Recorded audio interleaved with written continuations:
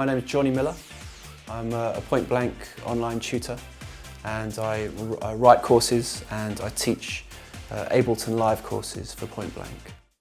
Today I'm putting together a little down-tempo R&B, hip-hop, whatever you want to call it, track, and I've got some really cool samples and MIDI files to use for this by way of this Smash Up the Studio Cool Keys R&B 3 pack I've picked up recently. And what I like about this particular pack is that we get two main folders. We get construction kits, which we'll look at in a moment, and we'll get loops. And in the loops folder, we've just got a series of different pads, pianos, Rhodes, good little starting blocks, nice and simple, not too many of them. So we've got 5 basses, 5 guitars, in fact more than that guitars, we've got 10 guitars, 5 pads, 5 pianos, etc, etc. So they're just good little starting blocks. We've also got the MIDI files to go with all those loops. Now, what I like about this kit, this particular pack, is that we have both. We have the audio and the MIDI. And if I go to kit 2, in fact, let's double click in here. We've got the WAV files. So let me close this down so we can see WAV files and the MIDI for both. And this is really useful because let's say I like this Rhodes loop here. What I can do is load that into Session View, and then load the MIDI file for that loop as well, and maybe layer that Rhodes loop with, I don't know, a pad or something. So let's go to live devices, and I'm inside the synth pad folder here of analog. There's one in here that I really like, a preset I really like called filter down. So I'm going to take this filter down preset and just drop that onto the MIDI track. So that kit 2 Rhodes MIDI file is now going to trigger analog. So let's play the Rhodes. And if I stop that clip and play the analog, this is nice because I can now just maybe take the octave value down on the pad, maybe bring it down a bit in volume. Let's turn that LFO off as well, that's affecting panning.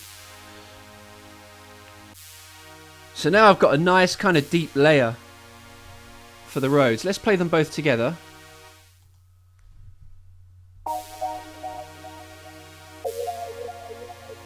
So this is a nice quick way to take samples, to take loops and take their original parts, the original notes that were used to make up that loop, and assign them to another instrument. Very, very useful. I've also got in here an 808 beat as well. This is just a little beat that I've made using Impulse and some 808 samples. On this particular loop, I've used a lot of quite heavy velocity to create a nice kind of up and down pattern with the hi-hats. And the other thing I've done on this particular Impulse kit is add overdrive. And sometimes when you're working with 808 samples, it seems to lack something in the middle. They seem to be quite light in the mid-range, the sound. So what I've done here is use overdrive and use the filter on overdrive just to kind of home in on the mid-range sounds.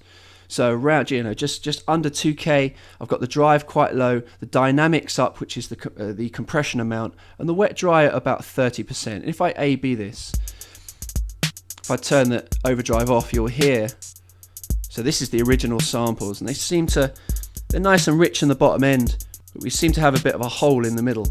So I've added that extra mid-range now with the overdrive. Along with showing you the setup of this set, I want to show you a cool little trick where you can reverse audio to create a kind of ghostly reversed intro effect on a loop. What I've done, I've taken the Rhodes loop I was just looking at and loaded it into a range view, and I'm just going to highlight some of the clip and get rid of it. So I've just got a smaller region to work with here. Now if I hit Command L on my keyboard, I'll be able to wrap the left and right locators, the loop braces it's called in Ableton, around that loop, nice and quick. I've also put the drums in there. I'll play those in a moment. What I'm going to do quickly, just play this loop. So we've just got 2 chords basically.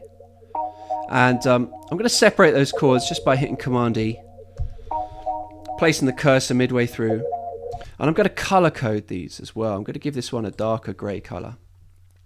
Now I'm going to click on audio track number 2 and duplicate it, so Command D. So we've got 2 of the same thing.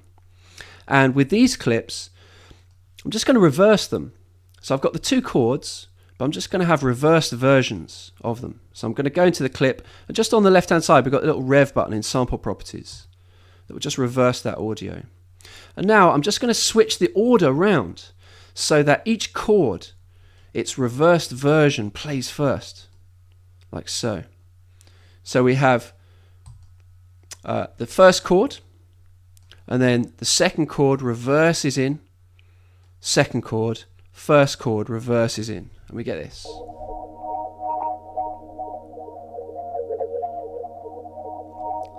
And this is quite a nice way to, if you want a kind of ambient, slightly ambient texture to your keys, instead of just playing the chords the way that they come, if it's a MIDI part, you could use freeze flatten and turn everything into audio, and then do this, reverse it, copy the track, reverse it down, so that you have a reverse version of the same thing. But the order is really important to get this, especially in this little loop here, 2-bar loop. Now, the other thing I was going to do to this is, instead of just leaving it like that, if I go into fades, and this is just in the device chooser in Ableton on each track, if I just click on fades, what I can now do is go in and shape this reverse play a little bit more. If I bring the edge of the clip in as well, I'll shorten the region that's actually going to play. And that's going to give me more kind of shaping capabilities here. So instead of having the whole chord reversing, I've just got a little bit of it. And it just means that we can hear more of this tail from the original straight chord. And the reverse that we get is actually quite short.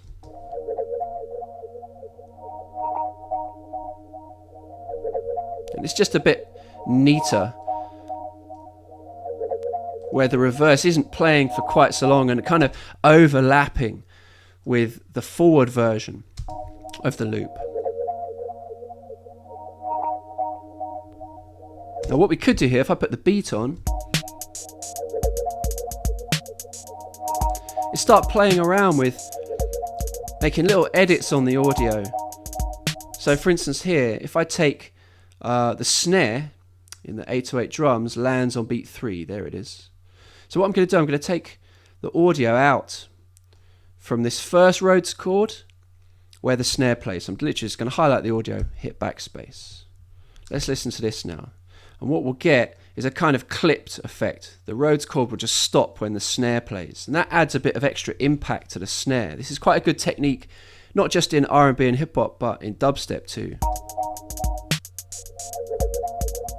I'll do the same thing on the second snare actually.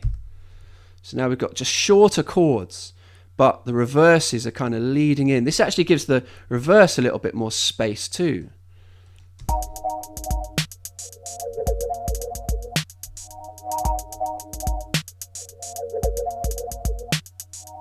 Now what would be really nice, let's get 2 of these reverses. This will sound quite cool. If I just hit Command E again, in fact no, I don't need to hit Command E even. I can just pick up that little bit of audio and copy it back. And again, just put the fade in. There we go. So now we've got kind of 2 of the same thing. And we get this effect.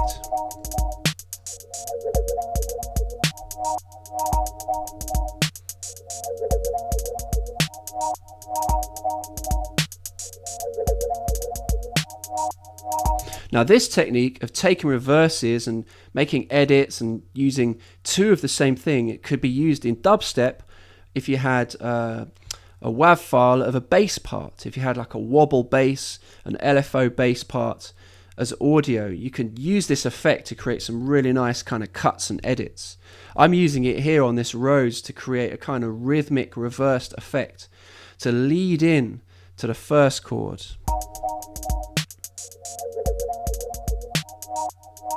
Let's actually copy that MIDI over as well. So now I just use the duplicate function on the MIDI clip. And sometimes, you know, your edits, when you edit the audio and you come up with ideas, that can then steer you in how you set up your drum programming. So there, that idea of taking the reverse Rhodes, making a copy and having 2 of them play, kind of led me to think, all right, well, I'll double up the drums as well and get that nice double snare effect at the end of this second bar. Okay, you can learn loads of cool stuff like this at pointblankonline.net, and I'll be back again next week to show you some more little cool tricks with Ableton Live 8 and sounds and samples from the very good people at clickproduce.com. Okay, peace.